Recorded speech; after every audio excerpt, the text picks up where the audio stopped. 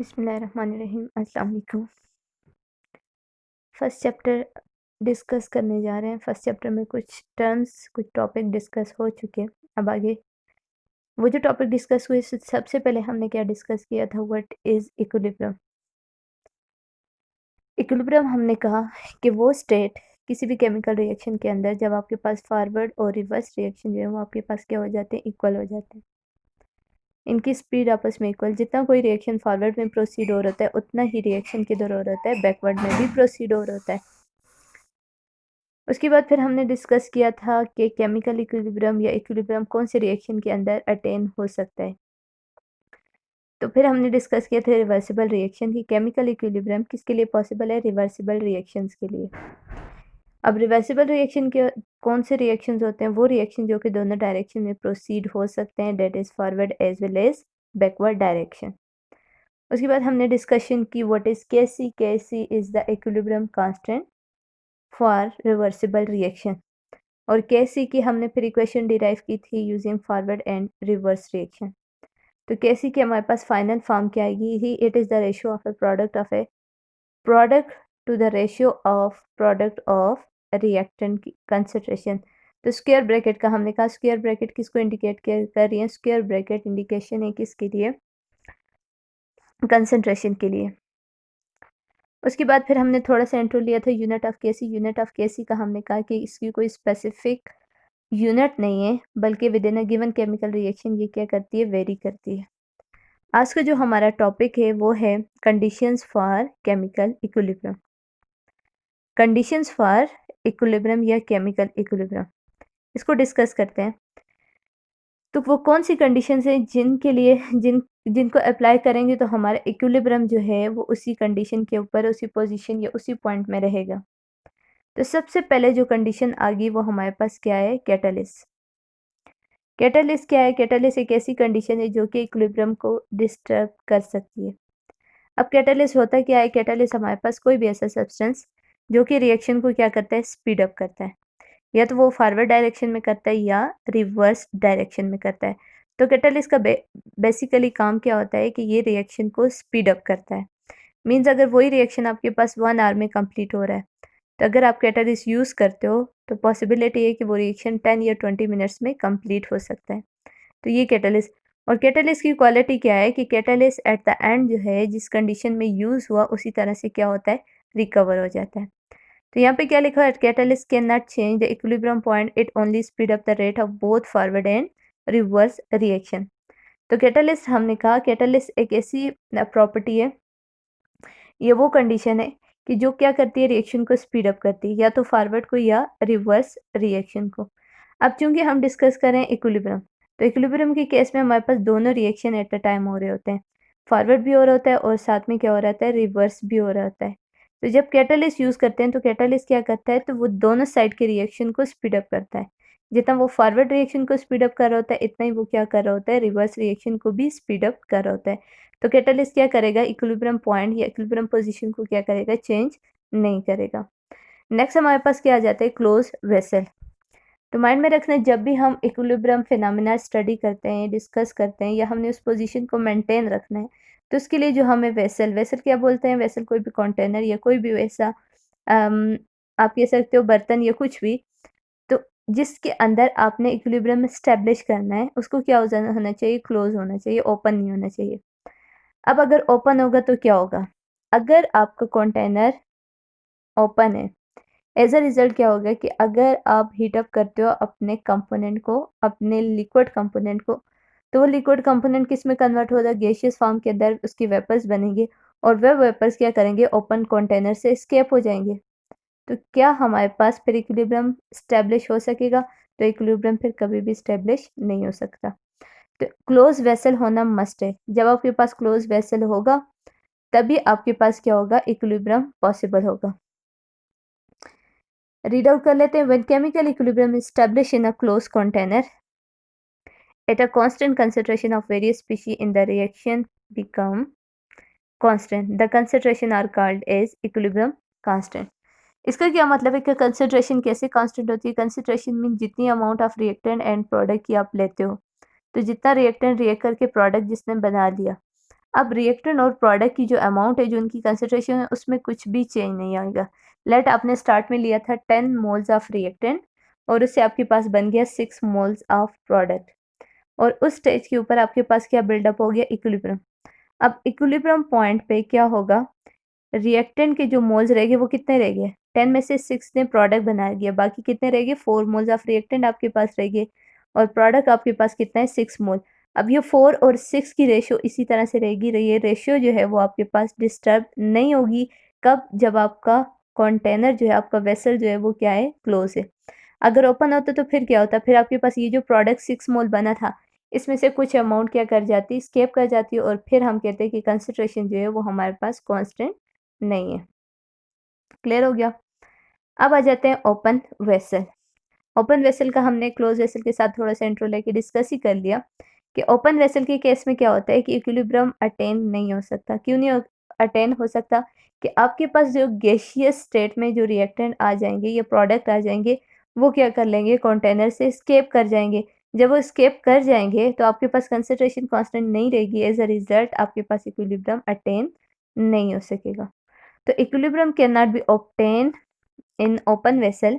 In an open vessel, the gaseous reactant and product may escape into the atmosphere.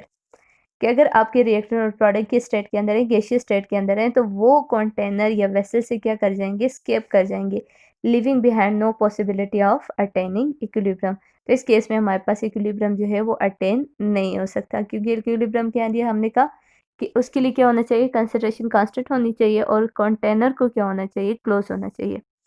Last and the most important, it reversible reaction. तो reversible reaction हमने already discuss कर लिया, कौन से reaction होते हैं, equilibrium possible ही किसके लिए, रिवर्सिबल रिएक्शन के लिए। कि रिएक्शन, ऐसे रिएक्शन जो कि दोनों डायरेक्शन में प्रोसीड हो सके, जो कि फॉरवर्ड में भी हो as well as reverse direction में भी प्रोसीड हो सके। एग्जाम्पल हमने फर्स्ट लेक्चर के अंदर ली थी। लेट अगर हम किसी लिक्विड कंपोनेंट को हीट अप करते हैं, फॉर एग्जाम्पल वाटर ही है, और कंटेनर हमने क्या ले लिया, क्लोज ले लिया। जब ये वाटर हीट अप होगा तो वाटर कन्वर्ट होगा किसके अंदर, वाटर वेपर्स के अंदर। वाटर जब वाटर वेपर्स के अंदर कन्वर्ट होगा, कंटेनर चूंकि क्लोज है, ये प्रोसेस आपके पास क्या कहलाएगा, वेपराइजेशन। वेपराइजेशन क्योंकि वेपर्स बन रहे हैं। एज अ रिजल्ट कुछ टाइम बाद क्या होगा, यही वेपर दोबारा से कंडेंस होंगे, वॉल्स ऑफ कंटेनर के साथ स्ट्राइक करेंगे, और ये क्या होते जाएंगे, कंडेंस। कंडेंस होने पे क्या होगा, यही वेपर्स बाउंस बैक करके गैसियस स्टेट से दोबारा किस में चले जाएंगे, लिक्विड, लिक्विड फॉर्म के अंदर। इस प्रोसेस को क्या बोला जाता है, कंडेंसेशन। तो ऐसे रिएक्शन हमारे पास क्या हुए, रिवर्सिबल रिएक्शन, कि पहले लिक्विड किस में कन्वर्ट हुआ, वेपर स्टेट के अंदर, और फिर वेपर से दोबारा किस में कन्वर्ट हो गया, लिक्विड स्टेट के अंदर, जिसे हमने क्या बोल दिया, कंडेंसेशन का फिनोमेना। कि लिक्विड जो वेपर थे वो आपके पास कंडेंस हुए, और कंडेंस होके दोबारा ओरिजिनल स्टेट के अंदर आ गए। तो ऐसे रिएक्शन हमारे पास क्या कहलाए, reversible reaction. Reaction should be reversible. जब आप इक्विलिब्रियम की बात करते हो, इक्विलिब्रियम की कंडीशन के लिए ये भी जरूरी है कि रिएक्शन को क्या होना चाहिए, रिवर्सिबल होना चाहिए, which means that it can proceed both in forward as well as reverse direction for attaining equilibrium। ये तो हमारे पास जनरल था। अब डिस्कस करते हैं science society and technology. Science society and technology हम क्यों डिस्कस कर रहे हैं, समटाइम यहाँ से क्या हो सकता है, आपके पास एमसीक्यूज आ सकते हैं, या मे बी शॉर्ट क्वेश्चन भी पॉसिबल होते हैं। अब इसके अंदर बताया हुआ है, explain how components of atmosphere can be use successfully in producing important chemicals. कि अगर हमने कोई इंपॉर्टेंट केमिकल्स बना रहे हैं, तो एटमॉस्फेयर के जो कंपोनेंट हैं, ऑक्सीजन हो गया, नाइट्रोजन हो गया, या बाकी कोई भी गैस होगी, कार्बन डाइऑक्साइड वगैरह, तो इस तरह के जो कंपोनेंट है, एटमॉस्फेयर कंपोनेंट, वो हम कैसे यूज़ कर सकते हैं, या उनका क्या रोल हो सकता है। अब एटमॉस्फेयर के अंदर पता है आपको, it is a mixture of gases. Atmosphere के अंदर हमारे पास बहुत सारी गैसेज है। कौन कौन सी गैसेज है, ऑक्सीजन गैस है, हीलियम है, कार्बन डाइऑक्साइड है, नाइट्रोजन है, ऑक्सीजन है। तो इस तरह से काफ़ी सारी गैसेज हैं। इनमें बोलता है एक्सेप्ट ओजोन। ओजोन की जब हम बात करते हैं वो किस में आ जाता है, अपर एटमॉस्फेयर में। थोड़े से एक्सट्रीम केस आ जाते हैं, उसको स्टडी नहीं करते, आल्दो उसका भी रोल है डेली लाइफ में काफ़ी ज़्यादा। अब डिस्कस करते हैं oxygen, nitrogen. Oxygen, nitrogen and other gases are extracted from the air that makes up the Earth atmosphere. ये सारी गैसेस कहाँ पे प्रेजेंट है? ये एयर के अंदर प्रेजेंट हैं और एयर का एटमॉस्फेयर जो है वो क्या है? इन्हीं गैसेस पे काउंट करता है। अब इनमें से जो मेजर गैसेस है वो हमारे पास कौन सी आ जाती है? Nitrogen and oxygen. नाइट्रोजन कितने परसेंट प्रेजेंट है? तो एटमॉस्फेयर के अंदर जो नाइट्रोजन प्रेजेंट है वो कितना है? 78%। तो most abundant gas in air is nitrogen और कितने परसेंट ये प्रेजेंट है? It is about 78%। और ऑक्सीजन कितने परसेंट है? 21%। सेकेंड जो गैस एटमॉस्फेयर में प्रेजेंट है एक्सेस में वो कौन सी आएगी? ऑक्सीजन। अब फिर कहता है कि by fractional distillation the air is separated into different fraction. अब जब हम एयर को लेते हैं, एयर को हमने थ्रू वैक्यूम पंप या किसी भी सोर्स से हमने क्या किया लिया? एयर को कंप्रेस कर लिया। अब एयर क्या है? एयर मिक्सचर ऑफ गैसेस है। अब उनमें से हम सिंगल तो किसी गैस को ले नहीं सकते, उसके लिए हमने कोई टेक्निक, कोई प्रोसेस करना है। तो यहाँ पे जो नेम यूज़ हुआ है वो क्या है? By fractional distillation. अब ये फ्रैक्शनल डिस्टिलेशन क्या है? फ्रैक्शनल डिस्टिलेशन हमारे पास एक ऐसी टेक्निक है जिसमें क्या किया जाता है कि कंपोनेंट ऑफ गैसेस को सेपरेट किया जाता है on the basis of difference in their boiling point. Fractional distillation क्या है? फ्रैक्शनल डिस्टिलेशन हमारे पास एक ऐसी टेक्निक है जिसमें हम क्या करते हैं? कंपोनेंट्स को सेपरेट करते हैं on the basis of difference in their boiling point. अब ये जो हमारे पास मिक्सचर ऑफ गैसेस है, हर एक गैस का बॉइलिंग पॉइंट दूसरे से क्या होगा? डिफरेंट होगा। इनको कंप्रेस करेंगे, कंप्रेस के बाद जो है कम इन गैसेस को अलाउ करेंगे और the basis of boiling point ये एक दूसरे से क्या होती जाएंगी? सेपरेट होती जाएंगी। और फिर कहते हैं ये गैसेस जो हैं वो डिफरेंट केमिकल्स की प्रिपरेशन के अंदर यूज होती हैं। फर्स्ट प्रोसेस आपके पास डिस्कस है बर्कलैंड आइड प्रोसेस। अब बर्कलैंड आइड प्रोसेस क्या है? ये लास्ट टाइम शॉर्ट क्वेश्चन भी था। How nitric acid is form. तो वो कहाँ से आया हुआ था? ये साइंस सोसाइटी से ही आया हुआ था कि आपके पास जो नाइट्रिक एसिड है वो कैसे बनता है। तो नाइट्रिक एसिड की प्रिपरेशन के लिए सबसे पहले तो हमें रॉ मटेरियल मीन्स रिएक्टेंट जो हमें रिक्वायर्ड है या रिएक्टेंट जो यूज होते हैं। तो यहाँ पे बताया हुआ है नाइट्रोजन एंड ऑक्सीजन। ये नाइट्रोजन एंड ऑक्सीजन जो है वो रॉ मटेरियल है, वो स्टार्टिंग मटेरियल जो कि क्या बनाते हैं? हमारे पास NH3 बनाते हैं विच इज नाइट्रिक एसिड। अब कैसे बनता है? तो फर्स्ट स्टेप के अंदर क्या होता है? फर्स्ट स्टेप के अंदर आपके पास नाइट्रोजन जो कि किस फॉर्म के अंदर है? गैसियस फॉर्म के अंदर। ऑक्सीजन भी गैसियस फॉर्म। कहाँ से है? एटमॉस्फेयर से। किस प्रोसेस के through? By the process of fractional distillation. पहले नाइट्रोजन और ऑक्सीजन इन दोनों ने रिएक्ट किया और आपके पास एक कंपाउंड बनाया विच इज क्या होगा? NO। NO is simply nitrogen oxide. अब ये जो नाइट्रोजन ऑक्साइड है या नाइट्रिक ऑक्साइड है, दोनों आप बोल सकते हो, इसको फर्दर क्या किया जाता है? ऑक्सीडाइज किया जाता है। अब वर्ड ऑक्सीडाइज का क्या मतलब है? ऑक्सीडाइज का मतलब है कि फर्दर अगर आप इसके अंदर ऑक्सीजन को ऐड अप करते हो तो जब फर्दर आप ऑक्सीजन ऐड अप करोगे तो ये क्या बनाया जाएगा? Nitrogen dioxide. पहले क्या था? नाइट्रोजन ऑक्साइड या नाइट्रिक ऑक्साइड।